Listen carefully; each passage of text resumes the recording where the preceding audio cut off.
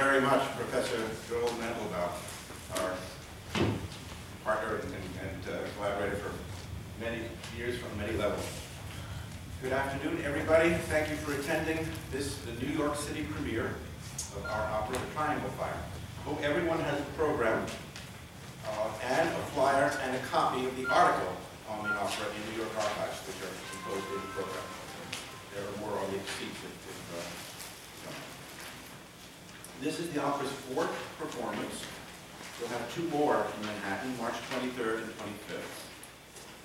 I'm Leonard Lehrman, founder and director of the Metropolitan Philharmonic Chorus, and we want to thank Bennett Zarofsky, Diane Beanie, Karen Shapansky, and Tom Bias of the Solidarity Singers of the New Jersey Industrial Union Council in their 20th anniversary year for collaborating with us today.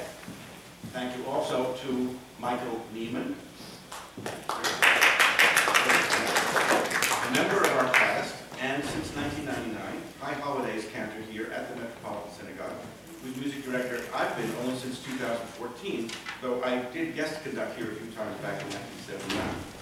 There are 3 other members of our cast: Alessandra Altieri,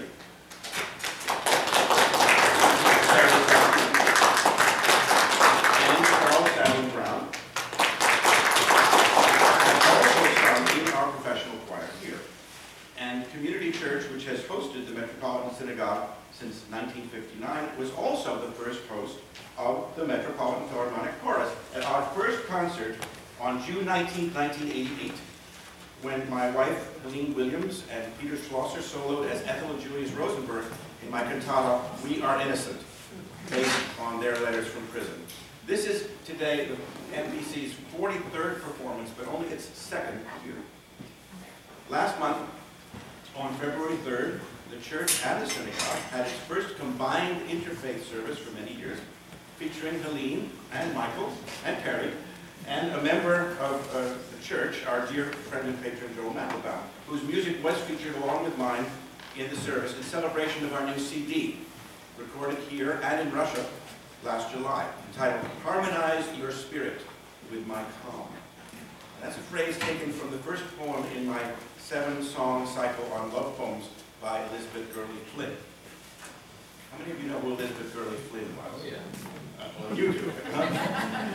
Well, she had a very colorful history as an organizer and orator, which we heard a bit about last week at the Opera New York premiere in Long Beach, where Foster Professor Marianne Trasciani spoke to us about her. She's the subject of one of the songs we'll be singing in our opening medley with the Solidarity Singers. I want to mention the importance of her connection with this church. She was a friend and follower of Emma Goldman, and the minister here, John Haynes Holmes, was a friend of both of them. In 1926, Holmes was one of the speakers at a dinner honoring Elizabeth Gurley Flynn. But in 1940, during the Hitler-Stalin Pact, he turned against her and cast a deciding vote in a 10-9 decision by the ACLU to expel her from its board of directors because she was also on the board of the American Communist Party. After serving 2 years in prison under the Smith Act, later deemed unconstitutional, Flynn was feted in Moscow, where she went to write her memoirs and died in 1964. In 1972, the ACLU rescinded her expulsion, recognizing belatedly the courage of those like Corliss Lamont, who supported her and others during the anti-communist hysteria known as McCarthyism, which has unfortunately never died. A certain disciple of McCarthy's right-hand man, Roy Cohn, whom I won't name, now has more power than either McCarthy or Cohn ever had, along with corporations and what we refer to in the opera as their trumped-up personhood, courtesy of Citizens United, among other things. I'll speak about the opera after our labor song medley. First, I want to introduce all the performers I haven't already mentioned. Bass, David Angel. Alto, John Allison. Tenors, Thomas Smith. And David Ashton. I've known since 1972. Alto, Amy Glass. Whom I've known since 1964. Mezzo's Jackie Bakewell. And Mary Price. Who's making our debut with us today. subbing for Michelle Pellegrino, whose name appears mistakenly on the program, but we do have Mary's bio in the right place. Soprano Nancy Zucker, since 1960, and who's been with us in the MPC since the beginning in 1988. Our medley opens with a 1968 song by the mother of the Jewish folk music revival, Ruth Rubin, About the Triangle Fire, performed by Perry Sussman, John Callison, and Jackie Bakewell.